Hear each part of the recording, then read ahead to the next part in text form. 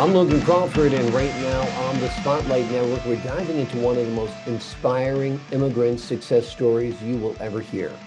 We're talking with one of my favorite writers, one of my favorite guests. His name is Michael Gloukhov, and he has penned a powerful memoir. It is called Sofia-Brussels-Washington, From Serfdom to Freedom to Self-Accomplishment. In the book, he charts his dramatic journey from war-torn Bulgaria through Europe to achieving the American dream. His story of escaping communism, rebuilding from scratch, and joining the U.S. Navy at 43 years of age will captivate and motivate anyone chasing freedom and purpose.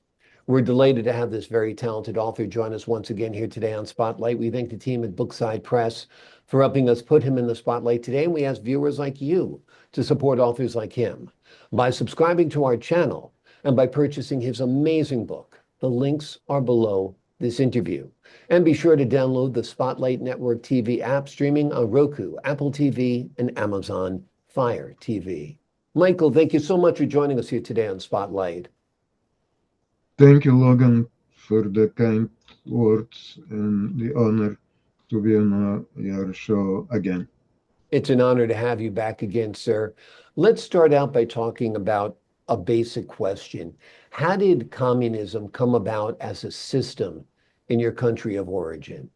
This is actually a very good question because it's hooked deep in history in 19th century. Bulgaria used to be part of the Ottoman Empire for 5 centuries. And in 1877, Russia declared war to Turkey, and the Russian troop had to go through Bulgaria in order to reach Istanbul. Now, the logic of this war was that Russia still today doesn't have access to warm waters. And taking Istanbul would be this access because it will control the Bosphorus and the Dardanelles that are controlled by Turkey. And incidentally had to go through Bulgaria. Technically speaking, with the help of Bulgarian volunteers, the Russians managed to beat the Turks. Actually, the Turks stopped them, and the Bulgarian volunteers stopped the Turks at the mid of the Balkans, in a mount called Shipka. Their ammunition were finished, so they started throwing rocks and dead bodies, and the Turks stopped, which helped Russia to gain the war. I'm not going into details how the Russians behaved.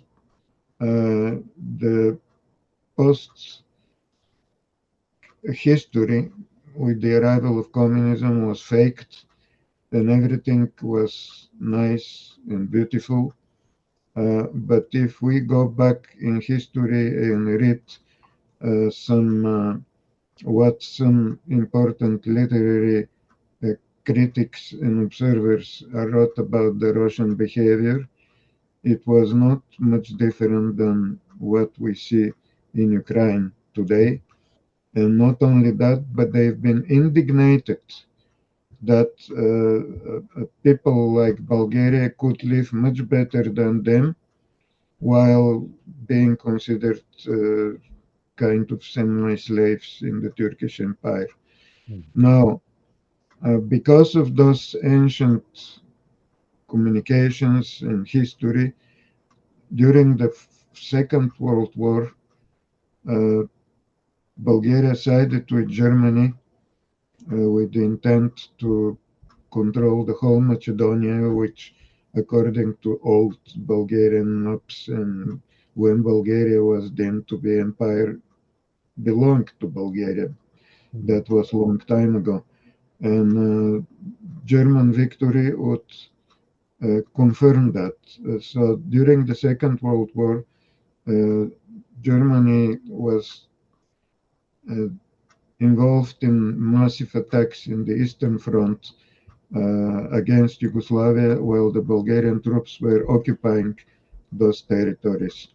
Now, Bulgaria had non-aggression treaty with the Soviet Union.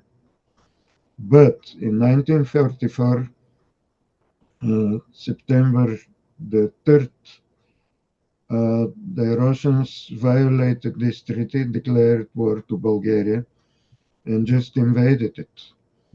And that's how communism came. There were about 5,000 communists in the whole country that were mostly criminals, terrorists, and they, for most of them, escaped in the Soviet Union, and they came back in the Soviet wagons and tanks, and they just been propelled to take over the society, execute the elite. Actually, two-thirds of the Bulgarian parliament was shot to death. And a couple of years later, that was 1944, in 1951, a Marshal Berezov, very high official Soviet military, arrived specifically in Bulgaria to open the labor camps, the same gulag as in the Soviet Union.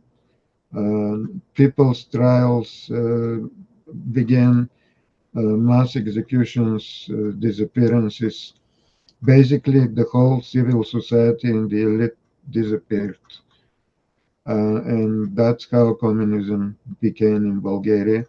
Some still today, there are Russophiles that love Russia and Putin. I'm very suspicious about their motivation now when Bulgaria is a free country. But we're not going to discuss that subject now. Yeah. So that was the picture at that time, and it lasted until actually Gorbachev decided to drop the East German leader Honecker. The Berlin Wall fell in November 1989, and the next day the regime in Bulgaria collapsed too. How did it But, feel? I'm sorry. but between this collapse and the real democracy had to go for 20 more years. It's not easy. Once civil society is destroyed, the mentality of people changes. Everything becomes different, and it takes a very long time to reverse back to normal. Yeah. Maybe 4 or 5 generations until the new children that can come in power would not remember what it used to be. Amazing, amazing. Such a challenge to you as a society and to you personally as well. What was it like being deprived of your liberty, your personal freedoms? Or you can feel it immediately because you have no privacy, you have no right to object to anything the authorities land on you through their networks, like networks of young communists, young pioneers. I've been hooked to those networks too. Inevitably, it was mandatory. So they're watching your behavior, and according to your behavior, you may be allowed to continue to some good schools after you graduate high school. That was not my case because of my father's service as a royal officer. You emigrated. And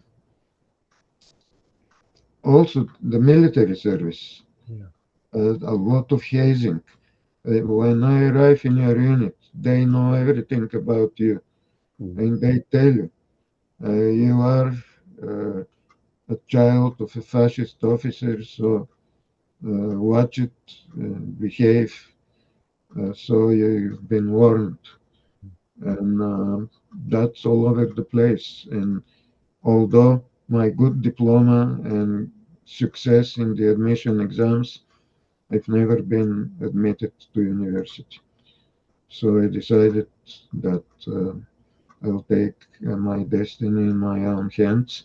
You live only once.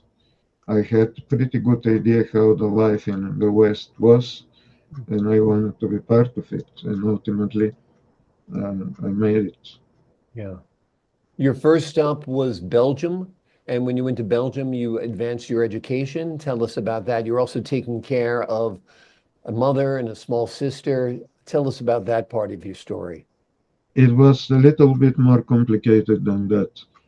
Um, I mentioned in our previous interview that if I want to live in some foreign country, like I had proper connections for Belgium Mhm. and decided it will be there, I'm going to learn the language first and be able to have normal conversation, to be able to read, uh, speak, and write, Mm. which I achieved. It was expensive through private lessons, but that was the objective of my life, long-term objective. I was not looking what's going to happen to me tomorrow or the day after, but 10 or 20 years from now. Mm. And that's how I behaved all my life.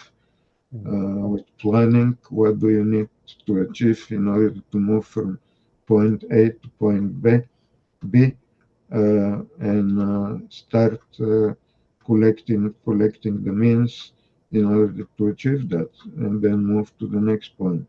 Mm. But the first thing was to leave the eastern zone. The eastern zone was the periphery, was Yugoslavia, because Yugoslavia was not part of the Warsaw Pact, in the Soviet bloc. Actually, they had a rift with Stalin already in the beginning. Stalin wanted to infiltrate the Yugoslav Communist Party and army. He did not succeed. He threatened Yugoslavia. Yugoslavia became member of the Balkan Pact. It was a military defense treaty, temporary, but it was between Yugoslavia, Greece, and Turkey. Greece and Turkey being members of NATO, and thanks to the Truman Doctrine. Mm. As we know, this doctrine in 1948 proclaimed that the United States are going to help people who fight for their freedom with advice, weapons. Uh, that was very effective. So, in spite of that, Yugoslavia was still communist, and it's better not to be caught crossing its territory because there will be extradition. However, the security measures on the border were not so strong Mhm. like with Greece and Turkey because the Yugoslavs had their international passports in their pockets.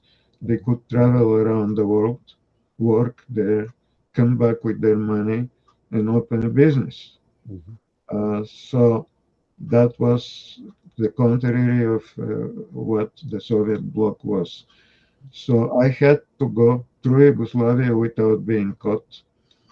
And there are only two ways, actually three ways. The one is to crawl through the territory and hiding and with strong probability to be caught.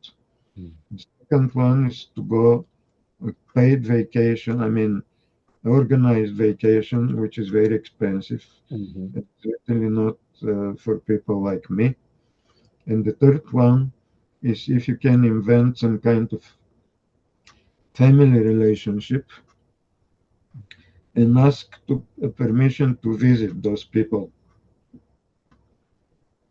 And there were all kinds of conditions. You have to be finish your military service. You need to have the signature of your boss. You need definitely you need to work somewhere, and your boss needs to certify with a signature and stamp that uh, the system can trust you. You're reliable. for the communists.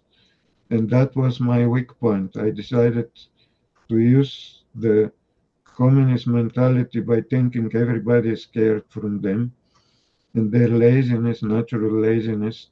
They may not imagine that I'm going to lie to that point.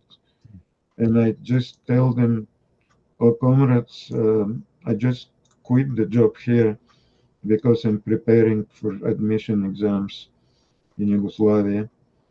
But that was my last job here. So if you can certify that I worked here, this is what they ask from you. So thanks God they didn't read what was asked from them because they could not imagine that I'm going to lie to that point. And I had to do it. It's take it or leave it. If I'm caught, I'm going to play dumb and somehow I may survive. But I had to take this risk and it worked. And I got this permission. And ultimately, I left Yugoslavia, my mother and my sister after me the same way. Then leaving Yugoslavia was a different story. That was a suspense for me. I left with a Yugoslav passport without changing picture. I've been helped by a woman who was sister of the owner of the passport who agreed to give it to me. And it worked too. And once in Italy, it was much easier to move further. Now, there is another requirement. If you go to the West, you have to ask for political asylum in the first country that you cross the borders, NATO country or Western country, which was, of course, Italy. And I didn't do that. I didn't do that because I didn't want to spend time in refugee camps. I already knew French, and the guy who was going to sponsor me helped me to move on. So actually, he's the one who found the passport for me. Then he went with this passport in the Belgian embassy in Belgrade and obtained visa without my presence. And once I got that for Belgium, sky was the limit. In the meantime, my mother left. He gave her an address in Belgrade with a woman with a small child who also agreed to give her passport. My sister was 8 years old. And ultimately, when I received my refugee passport 2 months later, it was just for Christmas. We went now with an official passport that I could travel in all the countries of the European community. And I waited in Milan while this person called Grisha moved back to Yugoslavia and extracted my mother with my sister with their Yugoslav passports. Amazing. We're almost out of time, Michael, so I have to stop you. All Yeah, of that this was December 1968. amazing. And the rest was easy. Yeah, amazing, amazing struggle for freedom, amazing fight for freedom, amazing heroism throughout. The story is all captured within the book. Your ultimate goal was to get to the United States, and at 43 years old, you decided you wanted to serve our country in the U.S. Navy. Just 30 seconds. What was it like arriving in America, and why did you want to serve in the U.S. Navy? Um, Again, another good question. Actually, I didn't want initially to come to the United States. I didn't know English, so you know my principle. But the circumstances and destinies were such that I met some American women working in the embassy, and they wanted to have a relationship with me, which I postponed for 2 years until I graduate. I didn't want to be distracted by love stories. To me, graduating was matter of life or death, and the key for success. Yeah. Ultimately, I selected one of them. I married her. Um, I'm not going to get into the details, but the destiny was such that when I chose between the two women, the one I selected was going to be sent to Tehran and be taken hostage with the members of the embassy and the fall of the Shah. So when I married her, she stayed. The other one went to the embassy in South Africa, then to Lebanon, and was blown up by terrorists Oh, with the embassy. She died at the age of 30 on horrible. April 12, Horrible. 1983. We've got to stop you there, Michael. We're out of time, but it's an unbelievable story, folks. It is in this book. It is highly recommended. Michael is a true American hero. He has served in the U.S. Navy at an advanced age at 43.